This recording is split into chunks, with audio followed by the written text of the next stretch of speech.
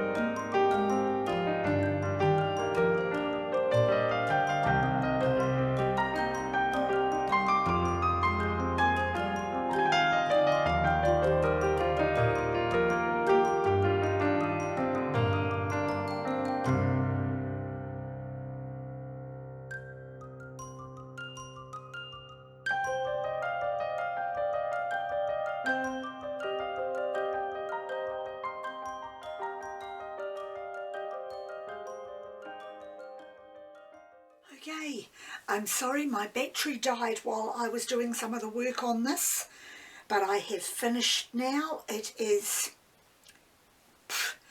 beautiful. I can't believe how lovely it's come out. I've got some really nice little bits of lacing going on here, but of course I expected that because of the silver metallic.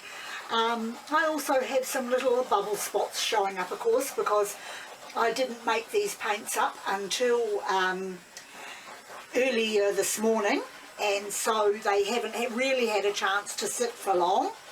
But I need to get those bubbles out because I don't like the way the painting dries if I don't. It dries with pock marks which don't look very impressive on the picture at all. So that's, I think, more than enough of using the blowtorch. I'm now going to bring it up to the light to show you. So it's quite a large canvas I've done this time. So I'll lift it diagonally. Bring those colours up. I'm interested to see how that dries, of course. I want to see how well the colours come out. I did end up getting a little bit of mud over in this area. My own fault. I blew it out too much. And so I blew out the pattern the wrong way and ended up using a straw on that piece there just to bring it out a little because it was just too muddy. But this end here, I'm really happy with the way that the pewter has merged into the grey, and the pinks and the blues have streaked through it. It's almost to me like a storm coming up from this end and moving its way through diagonally to the opposite side. You've got quite a lot of blue down here mixed with the pink, which is really, really pretty. And over in this corner, a dash of the white is mixed in with those colours as well. So for me, that has been another successful morning. Very happy with the way that has come out. And I'll definitely be making up more of those metallic style paints with that silver base. I've also got some of that brand, the Artist's Acrylic, in gold, which I'm going to start experimenting with as well to see what sort of colour mixes I can get and what sort of art I can make from it. So that's it for me for today. Once again, thank you very much for joining me, and I'll see you next time.